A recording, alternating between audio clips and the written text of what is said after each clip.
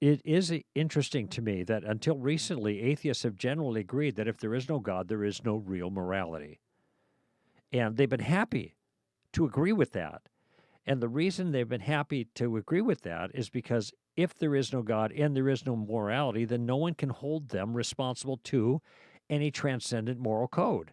Now, you could hold a person responsible to the law. Well, it ain't right or wrong. You can't make sense of that because there's no God, but there is the law that requires we live in a particular way for the sake of the well being of others. Now, that's just a social contract kind of thing, and that's not real morality. That's not objective morality. That's just a subjective game we play. And different cultures have different principles that they value and promote. And that's really what it amounts to, just a cultural power game we play that is meant for personal protection of some sort. I think it was Hobbes, the philosopher, who said, life in an unregulated state of nature is solitary, poor, nasty, brutish, and short. And so therefore we kind of get our heads together and we say, okay, we're going to band together and make agreement to live a certain way. Of course, there's no transcendent obligation to keep the agreement, but it is a way of kind of organizing things. So, and atheists have been fine with that. They can do what they want in personal matters that don't relate to the law, and especially sexually. So do whatever you want, and no God, nobody looking over my shoulder, then that's fine with me. But times have changed, and you might have seen the billboard signs that have read, "No God, no problem. Be good for goodness sake." Or, "Are you good without God?" Millions are. And their point is pretty clear that morality does not depend on belief in God. Atheists can be good too, which, by the way, as far as it's been said, I do agree with them. Morality does not depend on belief in God. All right. And here I'm just going to make a distinction that maybe you haven't thought about, because this is the way the objection often comes up. There is a difference between saying morality doesn't depend on God and morality doesn't depend on belief in God. I agree with the second, but not the first. But that's the point being made here. The second, you can be good without a belief in God, all right? And atheist Christopher Hitchens often challenged his religious opponents to name a single act of goodness that a theist could do that an atheist couldn't do. Now, notice he's focusing in on behaviors. He said, you can be kind to the poor. I can be kind to the poor. You're the theist, I'm the atheist. I don't need belief in God in order to be kind to the poor. Okay? You want to, love your spouse and be faithful. I can love my spouse and be faithful. And I don't believe in God, so I can do the same behaviors that you can do, rather. All right, now, watch this. Careful theists do not claim that belief in God is necessary to do good. In other words, to replicate certain behaviors that those who do believe in God can do. Atheists, for the most part, there's an exception I'll offer in a moment. Atheists can replicate the same behaviors that theists call good. What careful theists do claim is that God is necessary for any act to be good in the first place, and that without him, true morality has no foundation at all. So the question is not whether believers and non-believers can perform the same behaviors. Of course they can. The question is whether any behavior can be good in a materialistic world bereft of God. Okay, now keep in mind, what's in question here is objective morality, transcendent morality, not subjective, like this is my world, this is my moral viewpoint, this is what's true for me. You don't need God to have something true for you. This is obvious. We're not claiming that God is necessary. Belief in God is necessary. Nothing's necessary but you to have your own moral standard for yourself. But the claim in many cases has to do with the objective moral standard for the world. And by the way, that's the standard that must be in place for there to be a problem of evil. If there is no objective moral standard, there cannot be a problem of evil. Just like if there are no speeding limits in an area, let's take Germany's Autobahn, you can't break the speed limit on the Autobahn. Why not? Because it doesn't exist. There are no speed limits. You can't break laws that don't exist. And in a relativistic morality, those laws in the transcendence sense don't exist, so you can't break them in the transcendent sense. You can only disobey whatever moral code you hold at the moment. But the RX for that is just to change your code. I guess it's okay for me to do that now, according to my morality, and you've solved that problem. You're not bad anymore. Now you're good. Okay. So the whole issue here is whether there's objective moral standards that govern the world. And if you don't believe in God and there are objective moral standards, you can still do the good. But if there is no God, that is, if there are no moral standards, then not only can the atheist not do the good because the good doesn't exist, but the theist can't do the good. Nobody can do the good or the bad because there are no laws to either keep or break. And so I think the simplest illustration for this kind of thing is speed limits. I've already referred to that, but they're really handy.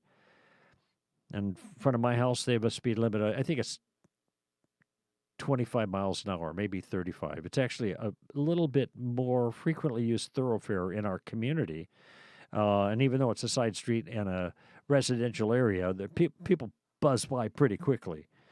And so maybe it's 35 there, not 25. But in any event, people are going 45. All right. Now, here's the question. If the speed limit is 35, can they how do I want to put this? And they go 45, are they breaking the law? Yes. So they're bad regarding that particular law. They're lawbreakers. Okay. Well, what if there is no speed limit? Well, you can't break the limit that's not there, right? Okay, but what if, how do you know what the speed limit is? Well, there's a sign. But it isn't the sign that gives the speed limit its authority. The sign just bears testimony to another authority that is invoking the speed limit on you and letting you know what that limit is by the sign. So the question is, who is that authority? Well, it's the city or the state government, whatever, that has put the sign out there. Now, what if I put a sign out there, I said 15 miles an hour? Well, we don't have to obey that. Why not? Well, because you're not a legitimate authority to tell us how fast we can go. The government is that. All right? Fine. Now, what if there is no government? Could you still go 35 miles an hour? Sure. You could do the behavior, but would it be law-abiding? Well, it can't be law-abiding if there is no law that says 35 is the limit. You can still do the behavior, but you can't obey the law because there's no law to obey. And this is the problem of a person says he could be good for goodness sake with no God. Because there is no goodness sake if there is no lawmaker to establish the law that you are trying to obey without him. You could do whatever you wanted and call it good. That's relativism. But somebody else who has a totally different definition of the good could do that too and be just as good according to their principles as you are according to yours, even though their principles might be morally exactly opposite of yours. All right? The point simply is that if you are thoughtful and careful about how this whole project works, morality, you'll realize that morality is more than just a behavior. It is the behavior that's moral because of some other thing. And if there isn't that other thing, like a code of some sort or a law of some sort, then the behavior you're performing is still the behavior, but it isn't good or bad. Just like going 35 miles an hour on a street that has no speed limits. You can still do the behavior, but you're not law-abiding because there's no law. And this is why atheists who bring this particular point up miss the point entirely. It isn't belief in God that makes the difference to the morality of the behavior. It is God who makes the difference.